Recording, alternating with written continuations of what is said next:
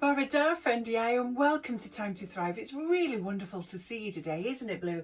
That's right, Miss Nick. It's really great to see all our friends. Sure is. Shall we do a check-in? So today's check-in is, if you were something that comes in a tin, what would you be? What would you be, Blue? Well, Miss Nick, I think that I would be a baked bean. A baked bean? Wowzers! That's right, because they're bright orange, they taste delicious, and they really fill you up. They sure do, don't they? I think that I would be a tin of bright blue paint. That's what I'd be today. I wonder what you would be. So today, come here, we've got a fantastic story, a fantastic activity. We're going to do some breathing with Violet too. Let's crack on, shall we? To make wool wrap letters, you will need some wool, some cardboard, some scissors and sellotape, and a pen. Begin by drawing out your letter shape on the piece of card. Then, using your scissors, cut the letter out.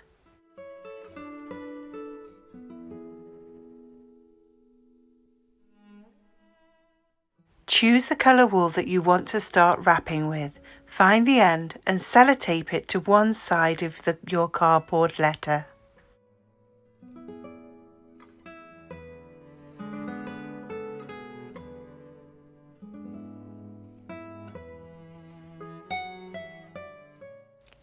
Now you can begin wrapping your wool round and round your cardboard letter. Make it as thick and as wide as you like. If you want to add a different colour, just tie the two ends together and carry on.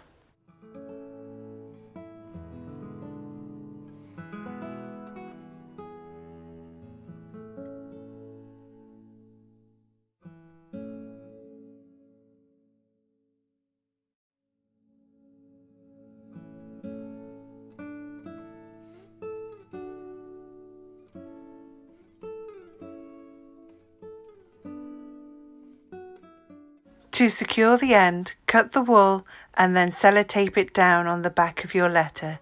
Your letter is now ready to display. Enjoy.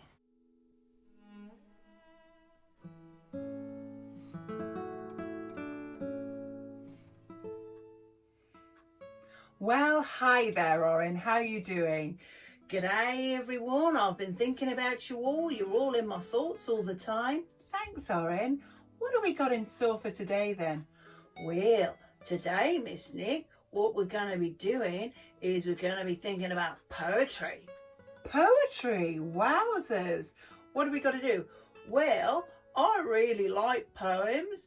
They don't have to be too long. I like the way they rhyme sometimes. Sometimes they do, sometimes they don't. Well, I found a really lovely poem about kindness. And you could have a look for a poem about kindness that you really like. Maybe you want to share it with us too if you find one. If not, you could write a poem about kindness if you've got that kind of inspiration.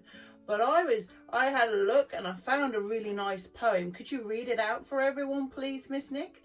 Sure thing, Oren. So here's the poem here. There we are. It's all been written out. So I'll have a read of this really lovely poem about kindness. Are we ready? So Oren's put kindness poem at the top, okay? And it said, kind hearts are the garden. Kind words are the roots. Kind thoughts are the flowers. And kind deeds are the fruits. Take care of your garden and keep out the weeds. Fill it with sunshine, kind words and kind deeds. What a lovely poem. And it made it use a reference to gardens, didn't it, and kindness and how we can grow our kindness. I really love that poem. That's right. I thought it was a really lovely poem, Miss Nick. And you could just have that there and remind you about kindness. But isn't it wonderful to encourage everyone to be kinder to each other? And if you can find an awesome poem about kindness, that would be great. You could share that with everybody. Or you might want to write your own poem about kindness, and that would be great to see too. Thank you. Now, is this going in our kindness jar? Okay, so let's fold that up. Hold it up nice and small. It's a big piece of paper, isn't it? Here's our kindness jar. Dun, dun, dun, the kindness jar. In it goes. This jar is filling up. Filling right up, isn't it, Oren? Let's put that there. So, thank you, Oren, for coming to see us today and bringing us those little gems of kindness. You're welcome. Take care, everyone. Today's story is called Last Stop on Market Street. It's written by Matt de la Penna and illustrated by Christian Robinson.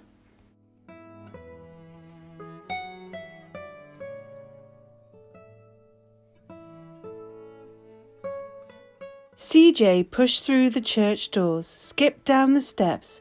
The outside air smelled like freedom, but it also smelled like rain, which freckled CJ's shirt and dripped down his nose.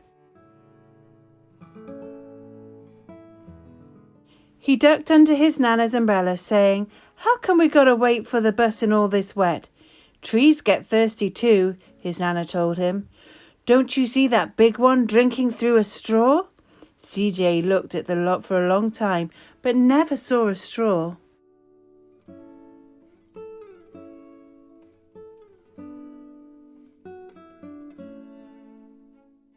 From the bus stop, he watched water pool on flower petals, watched rain patter against the windscreen of a nearby car.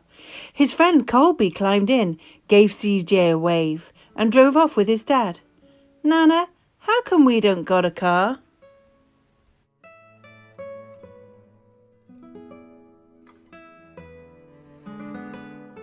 "Boy, what do we need a car for? We got a bus that breathes fire, and old Mr. Dennis who always has a trick for you." The bus creaked to a stop in front of them. It sighed and sagged, and the doors swung open. "What's that I see?" Mr. Dennis asked. He pulled a coin from behind CJ's ear, placed it in his palm. Nana laughed her deep laugh and pushed CJ along. They sat right up front. The man across the way was tuning a guitar. An old woman with curlers had butterflies in a jar. Nana gave everyone a great big smile and a "good afternoon," and she made sure CJ did the same.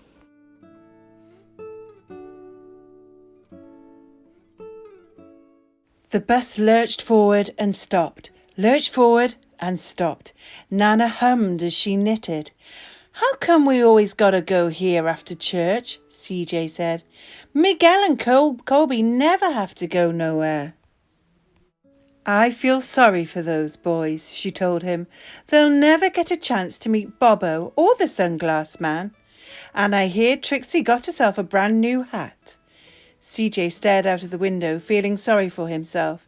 He watched cars zip by on either side, watched a group of boys hop curbs on bikes. A man climbed aboard with a spotted dog. CJ gave up his seat. "How come that man can't see?" "Boy, what do you know about seeing?" Nana told him. "Some people watch the world with their ears." "That's a fact.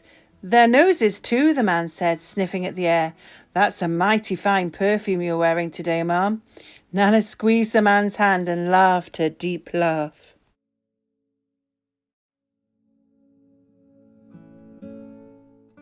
Two older boys got on next. CJ watched as they moved on by and stood in the back. "Sure wish I had one of those," he said. Nana set down her knitting. "What for? You've got the real live thing sitting across from you. Why don't you ask the man if he'll play us a song?" CJ didn't have to. The guitar player was already plucking strings and beginning to sing. "To feel the magic of music," the blind man whispered. "I love to close my eyes." Nana closed hers too.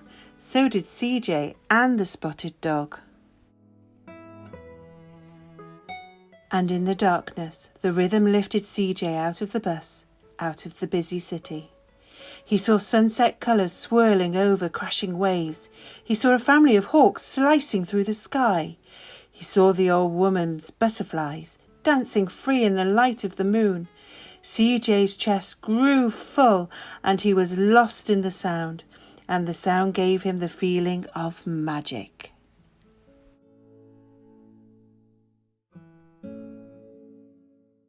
The song ended and CJ opened his eyes. Everyone on the bus clapped, even the boys in the back. Nana glanced at the coin in CJ's palm. CJ dropped it in the man's hat. "Last stop on Market Street," Mr. Dennis called.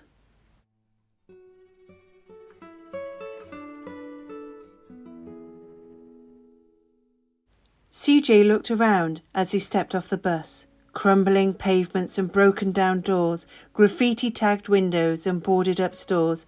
He reached for his Nana's hand. "How come it's always so dirty over here?" She smiled and pointed to the sky. "Sometimes when you're surrounded by dirt, CJ, you're a better witness for what's beautiful." CJ saw the perfect rainbow arching over their soup kitchen. He wondered how his Nana always found beautiful where he never even thought to look. He looked all around them again, at the bus rounding the corner out of sight, and the broken street lamp still lit up bright, and the stray cat shadows moving across the wall. And when he spotted their familiar faces in the window, he said, "I'm glad we came." He thought his Nana might laugh, her deep laugh, but she didn't. She patted him on the head and told him, "Me too, CJ. Now, come on."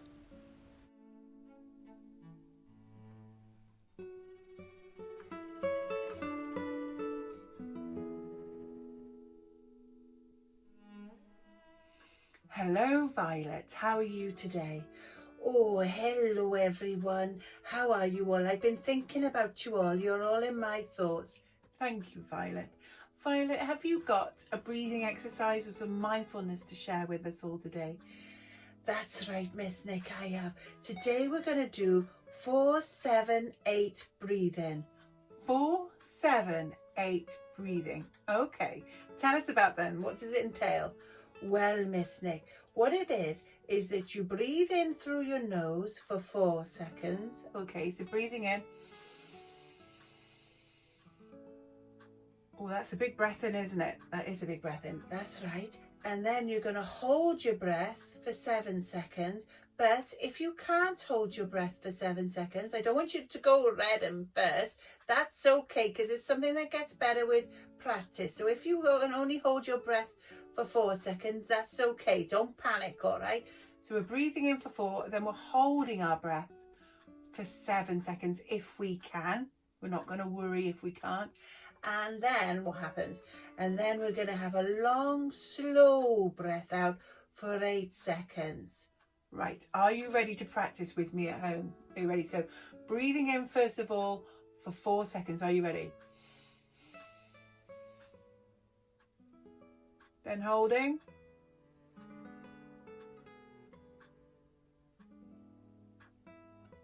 And then breathing out for 8.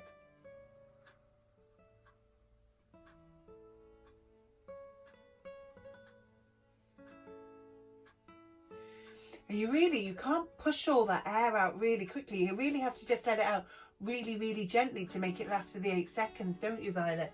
That's right. But Miss Nick, do you know that it's that long breath out that really helps to calm your busy brain and your body down? It really activates part of your body which quickly and effectively calm your body down. Fantastic. Shall we have another go? So then breathing in for 4. Holding for 7.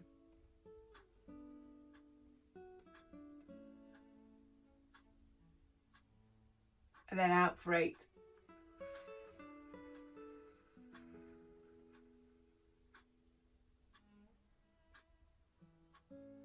Should we do it one more time? Are you ready? Breathing in for 4. Holding for 8, 7.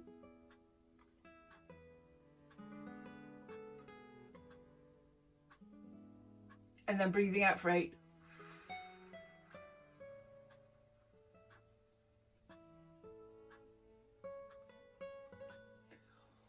Wowzers, that has a really quick effect, doesn't it, Violet? That's right, Miss Nick. It does have a really good effect. Glad you enjoyed it. We'll see you all next time, won't we? It's Would You Rather time, Blue. Today's Would You Rather question is, would you rather have a pet panda or a pet zebra? What do you reckon, Blue?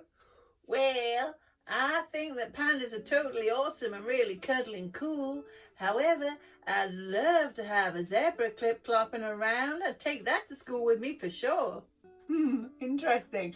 I wonder what you would choose.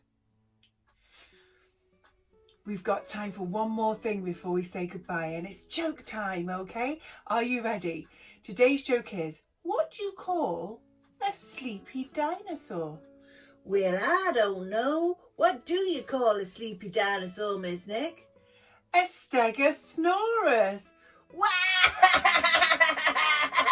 Great joke, Miss Nick. It was, wasn't it? You ready to say goodbye, Blue? Take care, y'all. Au revoir, friendy eye.